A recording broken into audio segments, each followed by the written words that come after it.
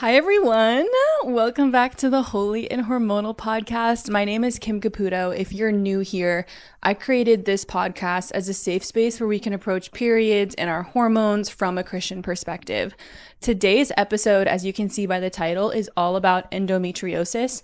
And we have a special guest on the pod who is an expert in this field. I get DMs on the daily from all of you women saying that you struggle with it, you don't know if you have it, you have questions about whether or not to get surgery, to go on birth control, how to eat and exercise. So the guest on today's podcast is Kimberly Kushner. She is a proud mom of 3 boys and a highly qualified naturopath and clinical nutritionist. Her health journey began at 11 years old with painful periods and digestive troubles. After years of being passed from doctor to doctor, she finally saw an endometriosis expert 12 years later. A laparoscopy revealed adenomyosis, endometriosis lesions, chocolate cysts, and adhesions, which were removed from her bowel, bladder, uterus, pelvic ligaments, and ovaries. Finally receiving a diagnosis was a huge relief. Since then, Kimberly has navigated many challenges and now manages her health drug-free with a personalized, holistic approach. She passionately helps other women with endometriosis, utilizing her skills, knowledge, and expertise to offer genuine care and support. And she's just a sweetheart. She loves the Lord so much, and I can't wait to dive into this episode. But I do just want to give a disclaimer that as I was editing the podcast, I don't know what happened with the video audio recording, but it sounds like at some points we're talking over each other, but we're really not. It's just so weird. In post editing, I guess the way that the file downloaded, it smushed a lot of the audio together and I don't know how to fix it. So I promise you, we're not speaking over each other. It just sounds that way because of whatever happened in post editing. So sorry if that's distracting. I tried my best to fix it, but I can't. But without further ado, let's just jump into this week's episode. Welcome to the Holy and Hormonal podcast, Kim. So excited to have you. So happy to be here. So happy to be here. This is going to be an episode that is so healing for so many girls. On my Instagram about a week ago, I put up a question box and the viewers and the listeners were asking questions that they wanted to have answered by you. And I can't wait to dive into those. There's so many women who I get on a daily basis DMing me saying they're struggling with endo, or they don't even know what kind of hormonal imbalance they have. They have these symptoms. They don't know if they should get surgery or not. And I am not the expert in this. And this is why we have you here to provide this education and this knowledge. So just to kick it off, what is your background with all of this? How did you get into it? What are you doing now? What is your passion? Give us a brief summary of everything. There's so much that I wish I could say, but for the sake of keeping it really simple today, I am a naturopath and a clinical nutritionist, and I have been journeying with endometriosis and adenomyosis for over 20 years. So from about 11 years old, I had extremely painful periods, but it wasn't until 12 years later that I was diagnosed with endo and adeno. And during that time, I had significant symptoms ranging from heavy painful periods, lots of digestive symptoms, nutritional deficiencies, imbalances, back pain, leg pain, so many symptoms. So it was a real struggle to get through school and through my teenage years. I was extremely blessed to be in a household which was relatively health conscious. So we would think outside the square when it came to health issues.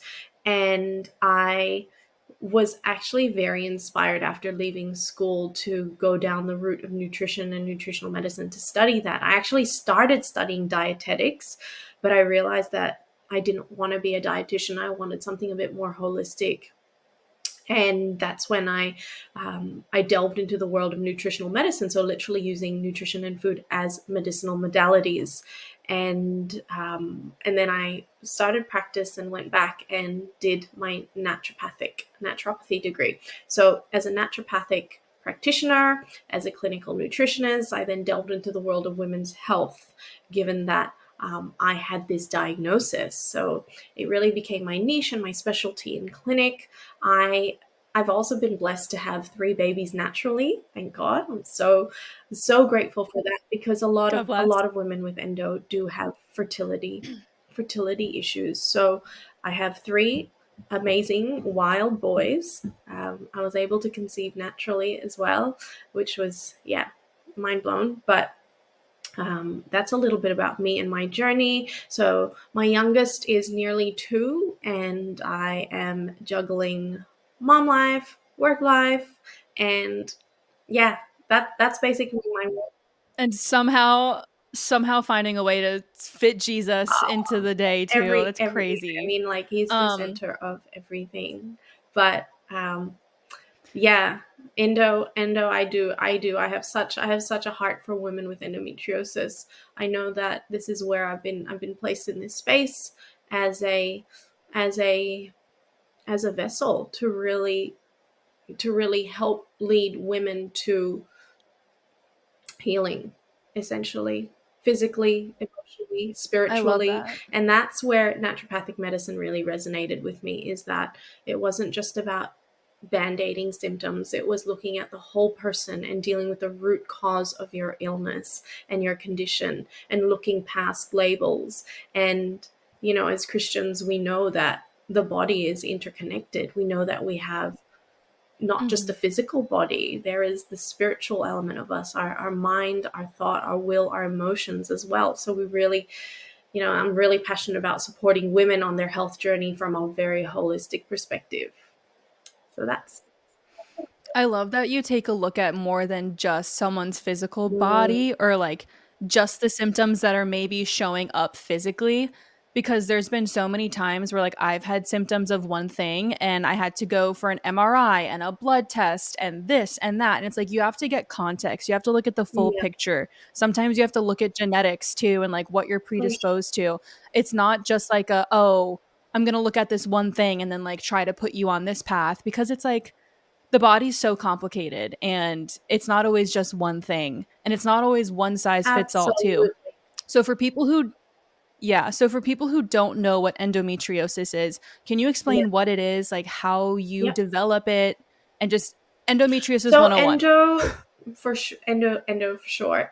Endo is a condition where you have tissue that resembles, is very much like the endometrium. So the endometrium is the lining of your uterus that gets sloughed off as part of your period each month. But this endometriosis tissue is like your endometrium, but it's found in all areas of the body. So it can be, we found it's been found in areas like the lungs and the liver and the kidneys, but most women, it's within the pelvic cavity. So this tissue is growing on like your ovaries or your fallopian tubes, on your bladder, on your bowel. So it's this endometrium like tissue, which is found growing on other organs, essentially. And it's inflammatory and it's painful, and it can cause adhesions and cause organs to stick together and fuse together. It can impact fertility. So it's usually a very painful journey for a lot of women. And how does one develop That's the endometriosis? million-dollar question. No one really knows the cause. So there are theories. There is a theory called retrograde menstruation, where it's been hypothesized that your blood flow goes backwards up and in through your fallopian tubes, and then the endometrium cells implant in, let's say, on your bowel or on your bladder. And that's one theory. But endometriosis has been found in fetuses, so babies who have never had a period. So, Wow.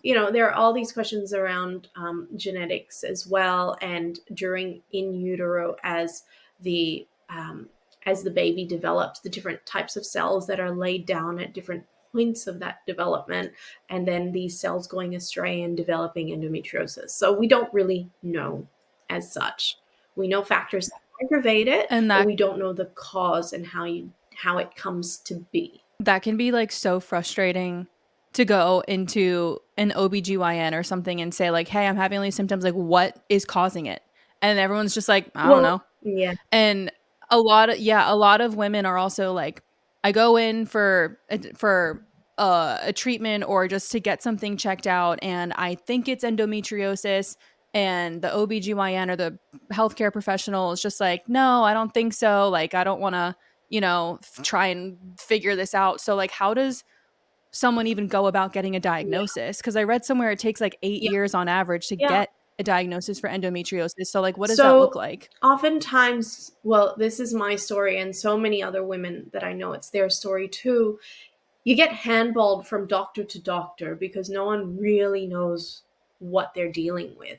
And then eventually you get referred to, hopefully, an endometriosis excision specialist. So the only way to 100% rule it out and diagnose it is with a laparoscopic surgery. So that's minimally invasive surgery where they put scopes through around your belly button and your lower pelvis, and they literally look inside to try and find it. Now, you want an expert to do this because they need to cut it out if they find it. You don't want to burn it out. So there are different methods as well. There's ablation, which is like lasering or using heat energy to burn things off, whereas excision is to really cut out the lesion from the root, and that's what you want. And this is another thing. So along the diagnostic process, you might do some imaging, for example. You might do ultrasounds, you might do MRIs. The only thing with that is a lot of women who have endometriosis have not had imaging come up positive. So the imaging says, oh, you're all clear. But when they do a laparoscopy, you've got endo there. So it's really tricky. Usually only deep infiltrating endo or big endometriomas, which are like cysts on your ovaries, they will show up in imaging. But if you have endo that is a little bit atypical or more on the surface, it's not going to show up in your imaging. So you really need an endo specialist, an expert, to do your laparoscopy. And I stress that all the time. Yeah. I mean, it's no joke. And you talked a little bit about adenomyosis. And so if endometriosis isn't showing up, then there's no way that's showing up, because I'm pretty sure you described it Oh, adeno as like endometriosis, like adeno is actually easier to see under in the system. imaging. Yeah, Oh, so adeno interesting. is similar to endo, but its location is within the uterine muscle itself. So when you do an ultrasound, for example, the uterus muscle can look like it has lesions in it, or it can be really bulky. So it presents Mm, itself differently. But yes, a lot of women have both endo and adenomyosis. Oh yeah, double whammy. yes, It's just like, that when was do we my get a break? diagnosis actually. So it's um Oh, it's definitely not rare considering that we know so little about it. It's just crazy. It blows my mind that a condition so common is so under researched, and there is really not that much that we know about it. it's insane. And so if someone were to come to you and say, like, I think I have Mhm. endometriosis, what are the key things you would say to them to cut out of their Okay, lifestyle, or even their yeah. like their diet? So there's lots that we can do. People often go, "Oh, I'm really overwhelmed. I don't know where to start." And we'll go really slowly. We look at your lifestyle. We look at exposure to things like toxins. Toxins are a huge one. Toxins in the form of herbicides and pesticides that are on your food, toxins in the form of endocrine disruptors, so chemicals that can interfere with your hormonal function, and that's found in things like your makeup and your skincare, your toiletries, your house cleaning goods. All of this stuff is going to interfere with your hormonal function. So usually we do a little bit of a lifestyle overhaul, swap over, clean up the diet slowly. So it doesn't need to be this huge transformation overnight. We start looking at the things that are driving inflammation, the things that are potentially feeding into hormonal dysfunction. So all your ultra processed, refined, packaged foods, those are big ones. Um, that's usually where I start, and we really focus on as much of a whole food anti-inflammatory diet. And when it comes to lifestyle, a lot of women are very, very, very stressed. So looking at techniques and strategies that we can implement to really help support your central nervous system and your adrenal hormones. So time in nature, nurturing healthy relationships, doing things that you love, moving your body in a way that you can in terms of exercise. So just by doing those things that I mentioned, lifestyle overhaul in terms of exposure to chemicals, cleaning up your diet to an anti-inflammatory diet, and those stress management techniques, you're going to gear your body towards a state that's more receptive to healing, so to speak. Yeah, I love that you mentioned food because this is a journey that I've been going on to like help support my Yeah, hormonal system and my yeah. endocrine system. What and I know specifically like when you're on your period, you're obviously more inflamed. So I do try and eat more anti-inflammatory foods, but can you list out just like a few foods that are anti-inflammatory that are really So good for your omega body 3s at are that really, time? really important. So it's an essential fatty acid that is probably my key nutritional my key nutrient for downregulating inflammation is your omega-3 fats, because most people, and especially the standard US diet, Western diet, you're having way too much inflammatory fats and not enough anti-inflammatory fats. So omega-3 from seafood and Mm, fish, specifically oily fish like sardines and mackerel and salmon. Tuna, yes, but we want to limit it. Avocados, raw nuts and seeds, berries, green veggies. Those would be my anti inflammatory foods for times when you feel extra inflamed. Herbs like curcumin, which is the active ingredient in the herb turmeric, and ginger are usually my go tos for starter. So, oily fish, berries, mm. raw nuts and seeds, greens, and what was the last thing that I just said? Ginger and turmeric.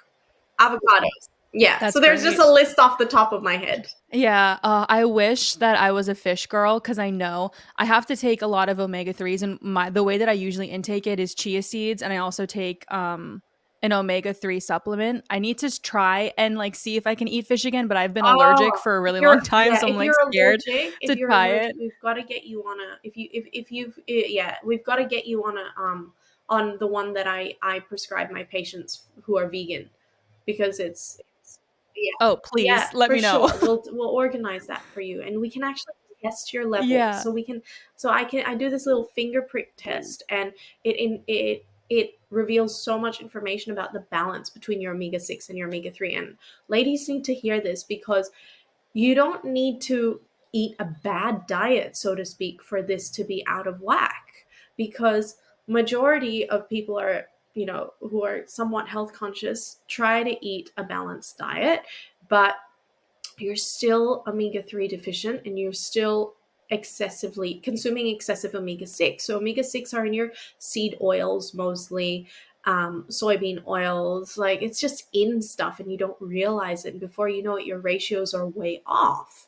So this little finger prick test looks at your ratios, and there is so much that I can say about this, but by correcting that ratio, it's a really effective way at down regulating the inflammation in your body. Mm. Interesting. And my next question was going to be okay, what foods or things to avoid?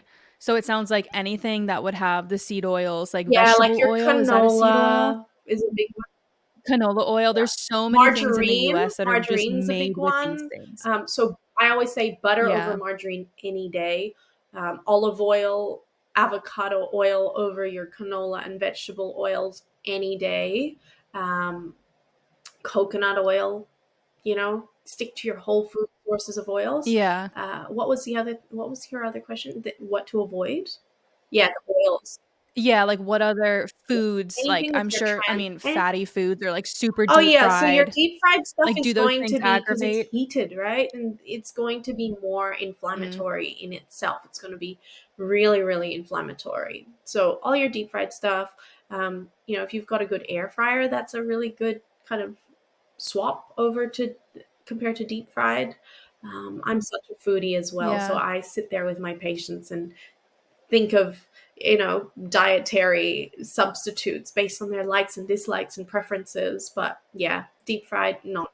For myself personally, like when I hear, "Oh, I have to switch my lifestyle or switch my diet," I'm like, "Oh, I can't enjoy my food anymore. Like I'm gonna be miserable and like just stick this raw kale in my Absolutely mouth." not. But it really like there's so many ways to make delicious, nutrient-dense foods that your body is gonna thrive off of, and it doesn't just have to be like, "Okay, I'm gonna eat salads for every No, meal." It's like, no, there's so many no. things And you this can is the thing do. as well with endometriosis. A lot of women go straight down that rabbit hole of like, oh, I just got to live off salad. But actually, we want warming, heating foods from a traditional medicine perspective, because that's an element that I also incorporate into my practice, we look at the energetic properties of food. And what I mean by that is there are foods that are heating, there are foods that are cooling, there are foods that are drying, there are foods that are damp. And whatever state your body is in, you want your food to kind of match that as well. For example, when we think of endometriosis, we think of the pelvis and the blood flow in the pelvis as it being stagnant. So circulation is compromised. It's a cold condition, even though the person may not literally feel cold. Mm. But when we see poor circulation and stagnancy, we think cold, and we want warming, heating, circulatory, stimulating foods, herbs, nutrients. So I tend to avoid the raw stuff, which is more Interesting. cooling and feeds that stagnancy. And also, a lot of women with endo have digestive symptoms. They're going to have trouble digesting Mm. certain foods. Certain foods are going to make them feel more bloated. So, slow cooked, warm foods that are easier to digest are always preferred over your raw, harder to digest cold foods. I'm learning so much about endo. I like if I had endo, I'd be like, here's what I'm going to do. So, another thing that's a really Yeah. hot topic is like the idea of Yes. birth control. And we all have our own opinion about birth control. Some people love it, some people hate it. And a lot of women who have been messaging me about endometriosis, they want to know should they get on birth control or no. And I want your opinion of that as a Mhm. naturopath. Why should people try to take the natural route first? And is birth control as bad as people I think it's say? important to get a really good understanding of how birth control works. So it suppresses your menstrual cycle completely. It doesn't fix your hormones, it doesn't regulate your hormones. So I just want to put it out there. If you've been told that the pill or the Mirena or whatever it is, the implant, the shots is going to fix your hormones or regulate your cycles, that's a lie. The Mirena doesn't completely suppress your cycles, the IUD doesn't, but all the other methods do. So it suppresses ovulation, okay?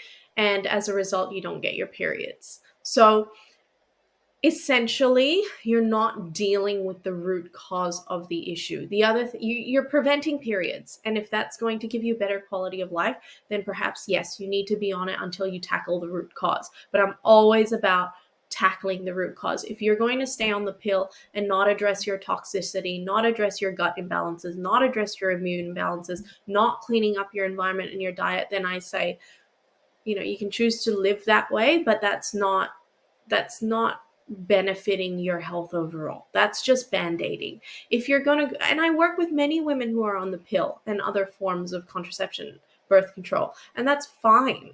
But we're working to optimize their inflammation. We're working to optimize their gut. And there are things that I say, look, for as long as you stay on the pill, you need to support your body in other ways because the pill literally changes your nutritional needs. It zaps up certain Mm. nutrients in its metabolic process, and your body's process to clear it and to detoxify it uses certain nutrients, uses more of these nutrients up. So you need to supplement with that. It also has the potential to um, affect your gut bacteria negatively. So you need to be very proactive at supporting your gut. So yeah, there are definitely.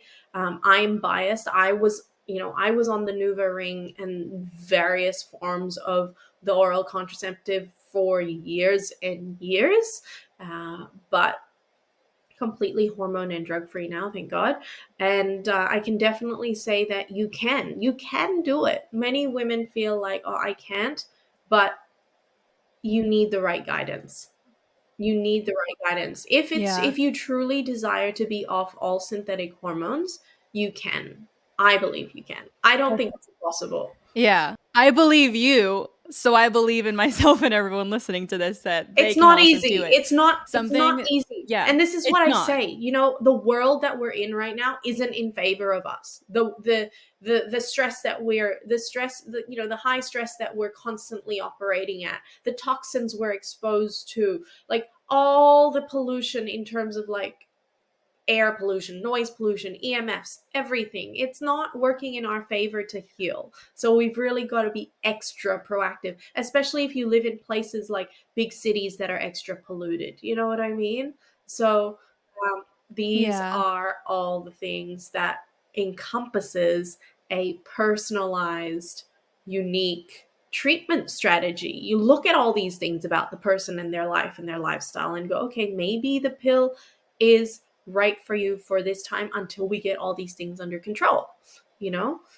But I'm Yeah. very, very open and very yeah, it's such a personal journey. It's such a unique journey to the individual, and that needs to be taken into consideration. But personally, I am not a fan of the pill, especially if women think that this is going to stop my endo growth. It doesn't. It doesn't stop your Yeah. endometriosis growth. It just halts your menstrual cycle, completely suppresses your menstrual cycle so that you're not getting those bleeds essentially, and you're in pain less. So endometriosis flares up more when you're about to get your period Yes. or when Both. ovulation occurs? Like, I when is mean, it typically most some painful? women have severe ovulation pain. Some women, but most women will have period pain. I mean, I had a patient that I was speaking to last week. She just had surgery. She had stage 4 endo, which is like very, very severe endometriosis. And she never had severe period pain, but she had severe ovulation pain. And this is the thing with endo. The Mm. symptoms are so unique to the individual as well. Sometimes people have no symptoms except Okay. for Okay, you know what my next question is about to be. So, what are some symptoms of so endometriosis? pain, pelvic pain, period pain, pain with intercourse, pain with bowel movements, pain with urination, digestive symptoms like bloating, okay, alternating bowel movements like constipation and diarrhea, pain down your leg. This is when we're thinking about endo all in the abdominal region and the pelvic region. And then some people are really unfortunate to have lesions that are in their like thoracic region, which is like your chest, your diaphragm, and people can get like collapsed lungs during their periods. It gets really, really awful. So yeah, but most women will have heavy painful periods, pain with bowel movements, pain with intercourse, usually around pain, symptoms around pain. But some people have no pain and they may have um, infertility, so the inability to conceive Mm, as well. geez. I just heard pain like 70 times in Oh those yeah, it's sentences. a Like, chronic I painful, really yeah, feel chronic pain. I feel so much for women who are struggling with this, who are diagnosed and also the ones who aren't diagnosed, because painful periods and all these things could mask themselves also as like PCOS or ovarian cysts. And so like it's like, what the heck is going on with my body? Why am I in so much pain? And like, how can I help this? I just really feel Well, for this is women, the you know, thing. like, PCOS is not technically a painful condition. So if you've been diagnosed with PCOS and you are in pain, a lot of women have PCOS and endo together, but the endo is undiagnosed. That's something to consider as well.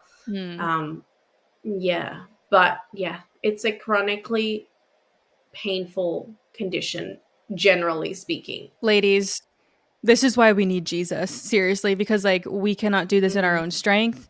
We cannot get through difficult times in our own strength. Like the Lord says in scripture, like, my power is made perfect in your mm, weakness. And that scripture just resonates so much with me as we're talking about this. It's like there are things that are out of control sometimes, like when these symptoms are undiagnosed or when we just feel like our body is like changing in front of our eyes. Like that's when we lay it down and say, God, I need your help. I need you to step into this because I cannot do this in my own strength. I need you to give that's me the it. wisdom. I need you to open doors. I need you to put doctors or naturopaths or whoever it is Yeah. in my path to help me figure this out. Like, we need to rely on the Lord's strength. I have chills when I'm Mm, saying this because God cares so deeply about every aspect of your mhm. life. Like, the Lord does not want you to be crippling over in pain every single day or every time you get your period. Like, that's not the Lord's will for your life. Like, he doesn't want Yeah, that. And we don't want that for you either. That's not your portion forever. You know, there's ways to go about easing symptoms and there's ways to walk and find healing and freedom in this too. Like, God is a God of the that's impossible, and what's impossible for man is possible with him. And so like prayer is so powerful and we need to like pray for healing and that's it. wisdom. And Oh, we need Jesus yeah, so exactly. much. Preach. Um, but also,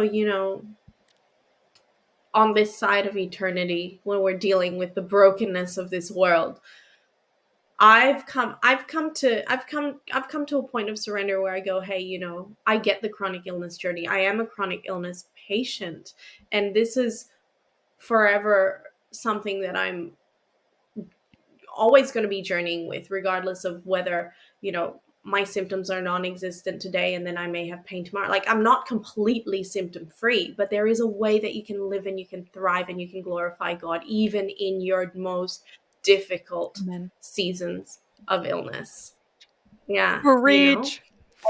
And there are 100%. people that God can put in your life and connect you with to, you know, iron sharpens iron, to encourage you to sow into your healing journey and to help you along the way. And that's where I feel so incredibly grateful to have the opportunity to be this and to do this in the lives of women who are struggling with this. And because I get it.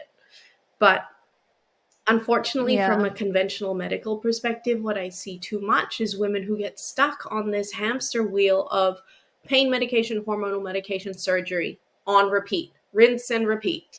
You know, Mhm. you want to come off that. You want to live beyond that. Yeah, it's really disheartening for me to see. And so your journey and your recommendation of getting women to that point would be through Well, food and nutrition to I'm stop all that about cycle? good surgery. I love good proper excision surgery, and that's a whole other conversation. I know I touched on it earlier when I talked about the differences between ablation and excision, cutting it out. But you need to have wisdom and discernment about who your surgeon is as well, because botched surgery or bad ablation surgery is worse than not getting surgery. So you need to get the right surgery. And Hmm. this is what I say to women: get the right surgery, get that endo removed, and then do everything you can to prevent it from growing back. This is like a new lease on life. Take it, harness it, do the thing you need to do. Give up the stuff that you know you've been needing to give up for the last who knows how long. That's the right time. So this is where it's so important sometimes, I feel, to just have someone who you can be accountable to, and you can, you know what I mean? Because it's Mhm. hard. It's such a hard walk trying to nut it out on your own. There are Yeah. amazing surgeons out there. There really are. And they'll do a great job. But then afterwards, that's when you're on your own and you really need to go, okay, it's on me. And this is where I say, guys, we need to take the power back into our hands. We don't want to be completely at the mercy of the medical system. It's your health. It's your body to look after. You need to steward this vessel well. So, and that leads me into a whole other thing of, you know, feeding it the right stuff and everything like that. But yeah, I'm all about getting Mhm. and taking the pain meds when you need it. That's fine. But you don't want to be completely reliant on it. And then before you know it, you're, you know, completely deep down in this hole of repeat surgeries, hormones, pain meds, years on end. So yeah. And that leads us into our audience Mm-hmm. questions because these girls know it better than I do. And we have a bunch of questions here we can just Sure. go through kind of Yeah, rapid let's fire go. because there are a bunch and I want to Okay. get to them all. So the first question is, what are some symptoms that aren't often talked about? Oh, that's interesting. All sorts of weird pelvic pain. People may not think it's linked to endometriosis. There's a condition called vaginismus where literally when anything touches the vagina, the muscles kind of just constrict and contract because you're in this state of hypervigilance from chronic pain so much that even like inserting a tampon or getting a medical pelvic examination will cause the muscles of the vagina and the pelvic floor to just completely contract. So that's vaginismus. That's something that I find isn't talked about much. Another one, rectal stabbing. So you might feel like, oh, I'm being poked literally in my butt. And it's not fun. Wait, I get those Do all the you? Rectal time. stabbing? Oh I my God. do, like randomly. I'm just like, it always happens like around my Yeah, there you period. go. I thought like that was just like a normal Definitely thing. Is not. that not normal? No, no, no, no. Yeah, Okay. rectal stabbing is one. I need to get checked out. A lot of digestive symptoms, Good a to lot know. of digestive symptoms, bloating, but bloating's kind of talked about a lot. Extreme fatigue, so endo can make you deficient in certain nutrients, iron being a big one that plays a big role in energy production. So yeah, the fatigue, the rectal stabbing, the oh gosh, leg pain, butt pain, thigh pain, and the vaginismus. I gotta check on those stabbing pains. Nervous. Okay, the next question is, what should I do if I have really severe PMS and pain from endo but don't want to take Okay, birth so the control? severe PMS usually has to do with an imbalance between progesterone and estrogen at that really late phase, late luteal phase. So you want to support you want to support ovulation firstly, which happens around the middle of your cycle, because as a product of ovulation, good ovulation will produce good amounts of progesterone to last you all the way through before your period comes on again. If that progesterone level is slightly under, or you're not ovulating well and you're not making enough progesterone to counteract that estrogen, then you're going to get more of those PMS type symptoms. So supporting estrogen clearance, high fiber diet, eating good cruciferous vegetables like your broccoli, cauliflower, cabbage, Brussels sprouts, good amounts of protein, avoiding, I mentioned this earlier, but endocrine disruptors from your environment. So things like plastics and toxic makeup and all of that stuff, because that's going to be more estrogenic. Magnesium, vitamin B6, and Vitex are three nutrients slash herbs. Vitex is a herb to help support that luteal phase and that progesterone production that I use. So that's just in a nutshell, really quickly, but there's so much more to it that I'd say. I would definitely go down the hormonal support route first, because, as I mentioned earlier, the pill will just stop your cycle completely. And there are benefits to ovulating and having having progesterone in that late luteal phase. You mentioned magnesium, and that's something that I've been taking now for the past like 4 months. And when I tell you, like, my PMS has improved Mhm. dramatically, I'm like, I can't go a day Yeah, without I my love it. magnesium. I'm like, give me it. Love Like, I it. need Love it. this. It I works need on this. so GABA. GABA is your one of your brain chemicals, and it helps you feel Mm-hmm. calm. It helps you feel at ease. And when you're kind of erratic and anxious in that late luteal phase, there can be a little bit of an issue with GABA there. So GABA is formed from the conversion of something called glutamate. So glutamate needs to be converted to GABA, and glutamate is this excitatory brain chemical that makes you feel like anxious and on edge, and magnesium helps with that GABA production. So it supports the GABA pathways. So that's why I love magnesium too. So that's the science behind why you're probably feeling so much better. It's such a nice nervous system tonic. That's so good to know. I didn't even know the science behind the GABA stuff. Like, that's so Yeah, cool. So the next question is, will there be any difficulties getting potentially. pregnant? So it doesn't just to make it clear, if you have endometriosis, doesn't mean you're going to be infertile. Does not mean. But there is definitely potential to have issues conceiving with it if you have endo. Endo creates a hostile inflammatory environment within the reproductive tract. The lesions themselves can prevent ovulation, it can prevent the egg traveling down, it can prevent the sperm from staying alive and reaching the egg, it can prevent implantation. So there are many different places and mechanisms by which endo can interfere with optimal fertility and conception, but it's not guaranteed. Mm, right. And so that makes sense if like you need to be eating an anti-inflammatory diet. Like you don't want your nervous system and your whole body to just be on overdrive all the time. Like eating an anti-inflammatory diet will help your body calm down. And also so will prayer. Absolutely. So if you have like a hyperactive nervous system, we gotta get those cortisol levels Yes, down. yes. Sleep, breathing exercises, prayer, walking barefoot in nature. These are all the things that are, free and accessible to all of us. I mean, everything costs so much these days, So right? It's good. like go outside, put your feet on the ground in the dirt, and get some sunshine on you. That's something. That's Yeah. something. Yeah, true. The next question is, what are the early signs of endometriosis? Pain, any sort of pain or digestive issues. Yeah, painful periods usually.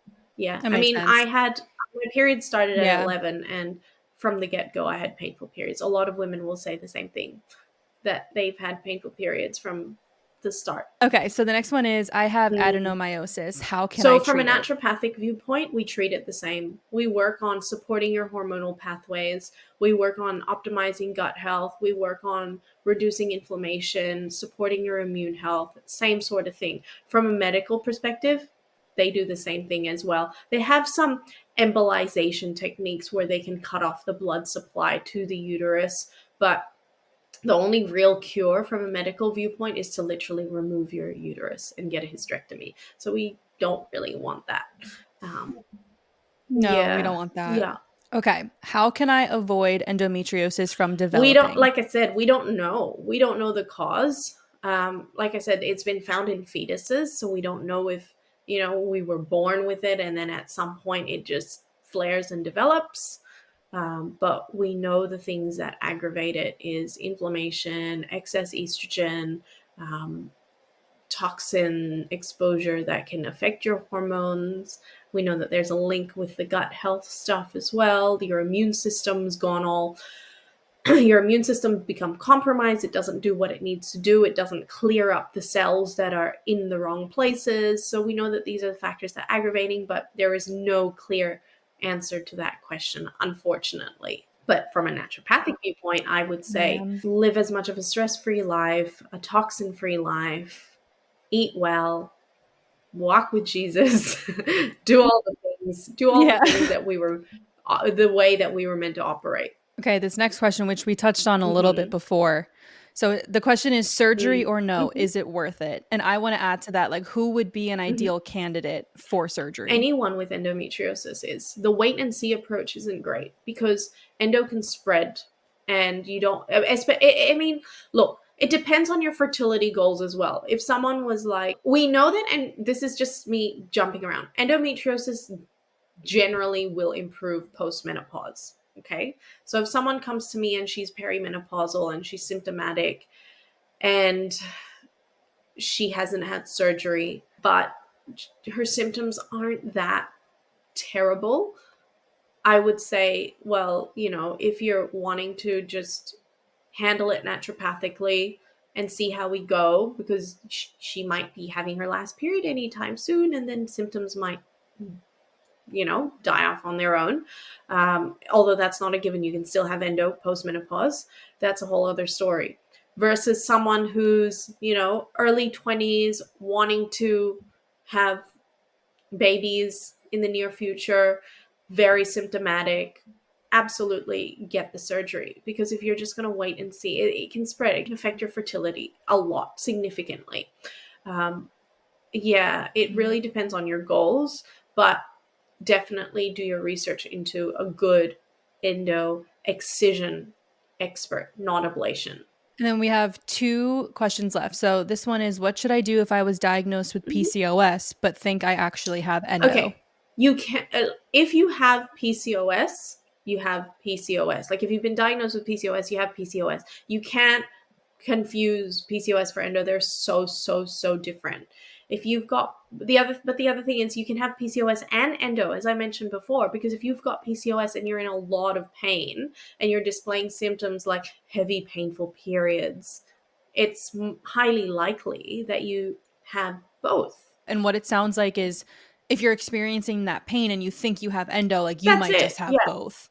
Because you said PCOS isn't necessarily No, like it's more a a metabolic painful dysfunction. experience. It's more of underlying Yeah. insulin resistance, excess testosterone, all these follicles. You may not. The other thing with polycystic ovarian syndrome, not everyone has the cyst, so it's definitely more of a metabolic kind of disorder. Uh, Yeah. but but go and seek out the help that you need to undergo the investigations for a diagnosis. Get the imaging done, get the MRI if you want, and then talk to someone potentially if you think that a laparoscopy is warranted. Okay, and our Mhm. last question is, best workouts for Okay, endometriosis. that's really unique to the individual, and it depends on the level of discomfort that you're in. And I'm all about listening to your body. Listening to your body. Don't push yourself to the point that you're going to flare your symptoms and then be in bed for a week recovering. You know what I mean? If Yeah. all you can do today is a few gentle stretches on your bed, then that's all you can do today. If tomorrow all you can do is go for a walk around the block, you do that. If the day after you can do a reformer class, you go and do that. You know what I mean? It's really about, but Yeah. some women might be, might be soccer players or volleyball players or basketball players, and that's their jam and they love that. So I'm not going to say, hey, don't do that, go do Pilates instead. It's really about listening to your body. Plus, a lot of women with Yeah. endo may have other chronic conditions as well. I see a lot of women with hypermobility, hypermobile joints, where something like Pilates might be safer for them, or like one-on-one personal training rather than team sports, for example. So it's really unique to the individual. I think the thing that I'm hearing a lot as we've been talking is you really just have to listen to your own body. Like there will be healthcare professionals that will gaslight you and say that like, "Oh, it's your being in pain when you're a woman like is a Oh rite of gosh. passage," or it's normal to feel this way, like welcome to womanhood, and it's just not the case. Like you know your body, you know when something's wrong, you know your symptoms. Yeah, Trust that. And also discern and ask the Lord that's for it. wisdom. If you really think there's something wrong, like you need to sit on that, you need to meditate on that and bring that to God. Like don't dismiss any symptoms or any discomfort or just like push it out of your head, because that's not going to be good for anything. You don't want that to develop into something else. But this is such an individualized journey. Totally. There's women who are going to be struggling with this for a while, who, you know, hopefully one day will find that healing like you've had, where you may not have a flare up Mhm. anymore. But then there's other women who are going to have to go through a little bit more to get to that point. Absolutely. And there's also women who may fly under the radar undiagnosed for their whole entire lives and That's never it. get it checked That's it. out. So it is a journey, and we need to give ourselves grace along the way. We have to be kind to ourselves. We cannot be harder on ourselves because our body's going to sense that. Like my body has been in fight or flight for quite a while, and Mm, you know, like we just don't want to give our bodies any other reason not to feel safe with us. We want them to feel content and happy and relaxed and that they can trust us. And that looks like, you know, going to get help and seeking the Lord. And so I just want to thank you so much for coming on the pod and sharing all this wisdom. I know that there are women who are going to be listening to this who are taking this as their sign to go get checked out, or maybe they're like, "Oh my gosh, wait, I never thought I had yeah. endometriosis, but it sounds like I have Yeah. those symptoms." Or maybe even women who just feel so emotionally seen and heard and Mhm. validated. So like thank you so much for opening up about your story, for sharing your wisdom and your Pleasure. education, and thank you for your yes to the Lord, your obedience. Like it is helping so many women. God has given you a gift and you are exactly where you need to be. And I'm just so grateful that you got to come on the podcast and share all Oh, and this. thank you so much for having me. I just want you to share like where people can find you on socials, because I want women to reach out to you too for Yep. help.